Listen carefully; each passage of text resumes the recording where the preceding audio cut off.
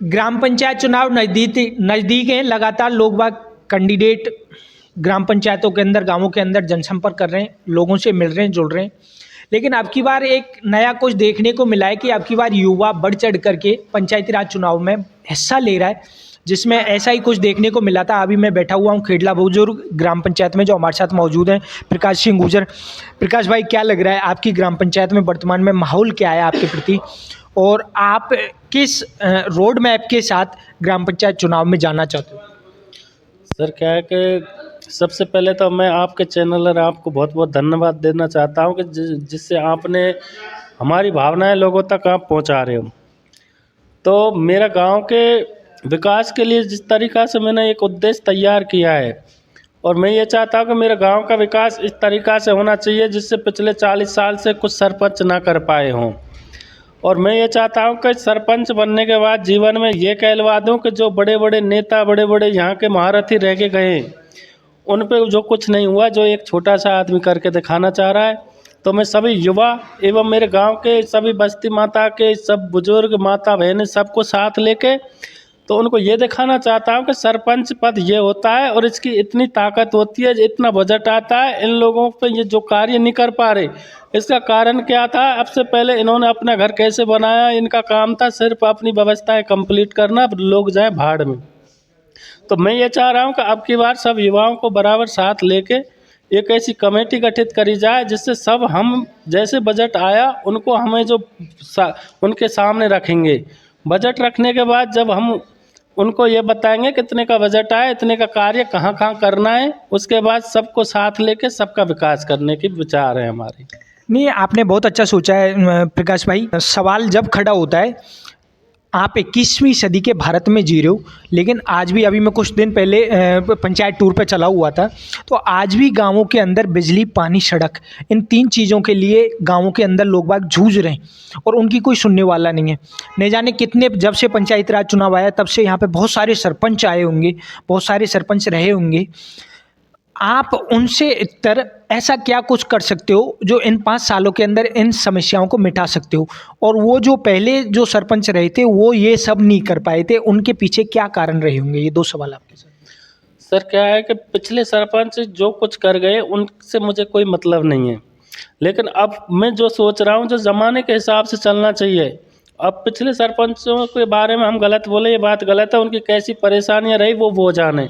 लेकिन अब जो हम सोच रहे हैं, युवा शक्ति जो साथ लग के कार्य करेगी और इसमें सब साथ मिल के कार्य करेंगे तो गांव का विकास हो जाएगा। हमारे गांव में अब जाके देखो तुम रात के टाइम पे, तो वहाँ से घुसेंगे तो ऐसा लगेगा डरावना गांव है, जैसे कोई यहाँ पे किसी प्रकार कोई व्यवस्था नहीं है। गांव में प्रत्येक आदमी अपने सर पे बर्तन रख के 1-1 किलोमीटर से पानी ला रहा है पीने के लिए, जो प्रत्येक घर के बांधे पे नल रखना चाहिए। सच्चाई है। और उसके बाद प्रत्येक हमारी नालियाँ रुझी पड़ी है कि वहाँ पे मच्छर हो रहे, लोग बीमार हो रहे, अस्पतालों में सब व्यवस्थाएं खराब है, ना कोई स्टाफ है, ना वहाँ की साफ सफाई है। स्कूलों की भी छतें जर्जर हुई पड़ी हैं, बच्चे बाहर बड़ के पेड़ के नीचे पढ़ते हैं। तो मैं ये कहना चाह रहा हूँ कि सब हमारा साथ दें और सब युवा एवं महिलाएं, बुजुर्ग सब मेरा साथ दें, जिससे हम सब मिलकर एक ऐसा नया गांव का विकास करें जिससे लोगों में जागृति पैदा हो कर वास्तव में हमारे गांव को देख के लोगों में ये संदेश जाना चाहिए कि यार गांव में तो वो है। उस हिसाब से हमें एक ऐसी रणनीति तैयार करनी। नहीं, आपकी बात सही है कि ग्राम पंचायत की बात करूं मैं, खेडला बुजुर्ग की, तो यहाँ पे एक बहुत बड़ी समस्या है कीचड़ की। आपको हर एक गली में, हर एक मोहल्ले में, या मेन रोड की बात करें तो मेन रोड पे आपको 1-1 फीट कीचड़ भरा मिल जाएगा। नालियाँ अवरुद्ध पड़ी हुई है, पानी पीने की व्यवस्था नहीं है, किसी भी मोहल्ले में जाके पूछ लो आप। तो उन सब के लिए आपके पास ऐसा क्या विजन है जो आप इन 5 सालों में कर सकते हो? सर क्या है कि अगर हम उनका कोई परमानेंट सॉल्यूशन, इलाज?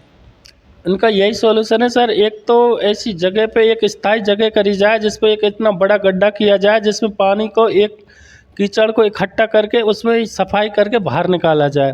उसके बाद प्रत्येक जो नालियाँ रुझी पड़ी हैं, जो एक बिलायंद और एक हाथ की जगह के चक्कर में लोग अवरुद्ध कर देते हैं, और ये विकास ना करने का कारण यही है कि यहाँ से अपने ही पक्ष का आदमी वहाँ विपक्ष में खड़ा कर देता है। कोई भी सरपंच कार्य कराए तो उसमें अड़चनें पैदा हो जाती है।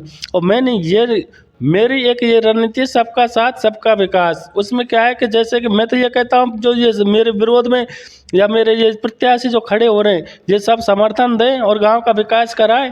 मैं विकास के लिए लड़ रहा हूँ, मैं किसी प्रकार से ऐसे नहीं, मुझे राजनीति करने का शौक नहीं है। मैं यहाँ नेता नहीं, मैं बेटा बन के कार्य करना चाहता हूँ। और मेरा सब बस्ती माता से यही हाथ जोड़ के निवेदन है कि आप एक बार मुझ पे भरोसा करो और आपको ये दिखा दूंगा कि यार वास्तविकता ही कोई मिला है सरपंच। नहीं, आपकी सोच बहुत अच्छी है प्रकाश भाई। लास्ट में सवाल रहेगा मेरा आपसे, आप आपकी ग्राम पंचायत के लोगों से क्या अपील करना चाहोगे? मैं तो यही अपील करना चाहूँगा कि सब एक साथ मिलकर गांव का विकास करें और गांव के लिए खुद जागरूक होंगे तो ही विकास हो पाएगा। नहीं, अकेला आदमी सरपंच बन जाए, चाहे वो बन जाए एमएलए, कुछ नहीं करा पाता। सब जब तक साथ नहीं देंगे, जब तक कोई विकास नहीं होगा। तो मैं यही कहना चाहता हूँ कि अगर हमारा विकास कराना है तो सब साथ दें। बहुत बहुत धन्यवाद प्रकाश भाई। उम्मीद करता हूँ आपने जो जो ये कमिटमेंट किया है यहाँ पे, जिन जिन विकास के कामों की आपने बात की है, उन पर आप पूरा, यदि जनता आपको मौका दे देती है तो उन पर खरा उतरोगे। इसी उम्मीद के साथ दोस्तों, ये थे प्रकाश सिंह जो कि ग्राम पंचायत खेड़ला बुजुर्ग से सरपंच पद के लिए तैयारी कर रहे हैं। ऐसी खबर हम आपको दिखाते रहेंगे। देखते रहिए दोस्तों, बीपी मंथन के साथ पीके गुजर। धन्यवाद।